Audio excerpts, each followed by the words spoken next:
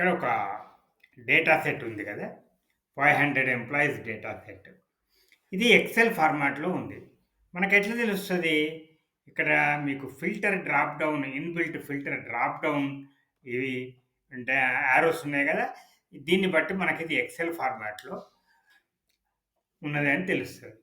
దీనివల్ల మనకు చాలా ఉపయోగాలుంటాయి ఎక్సెల్ ఫార్మాట్‌లో ఉన్నప్పుడు. కానీ కొన్ని కొన్ని సార్ల డిసడ్వాంటేజెస్ కూడా ఉంటాయి. కొన్ని ఫంక్షన్స్‌ను మనం ఉపయోగించినప్పుడు అప్పుడు ఎర్రర్ ఒస్తది. యూనిక్ లాంటిది, సార్ట్ లాంటిది కొన్ని చేసినప్పుడు.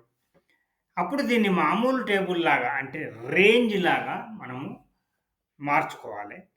ఎట్లా మార్చుకోవాలది? అట్లా మార్చుకుంటే ఉపయోగం. ముందు ఏదన్నా ఒక సెల్‌ని సెలెక్ట్ చేసుకుందాం ఈ టేబుల్‌లో. తర్వాత కంట్రోల్ ఏ ప్రెస్ చేద్దాం. ఇదప్పుడంతా సెలెక్ట్ అయిపోయింది. ఇప్పుడు మనము ఈ ట్యాబ్‌లో కమాండ్ ట్యాబ్‌లో టేబుల్ డిజైన్ మనం క్లిక్ చేద్దాం. Table design. ఇది క్లిక్ చేసిన తర్వాత ఈ రిబ్బన్‌లో లెఫ్ట్ సైడ్‌కి వెళ్ళినట్టయితే కన్వర్ట్ రేంజ్ అనుంది. ఈ కన్వర్ట్ రేంజ్‌ని మనం క్లిక్ చేస్తే ఇక్కడ మనకు డైలాగ్ బాక్స్ వస్తది. ఇది నేను నార్మల్ రేంజ్ లాగా చెయ్యనా అని అడుగుతున్నది. ఓకే. చెయ్యి అని చెప్దాం మనం.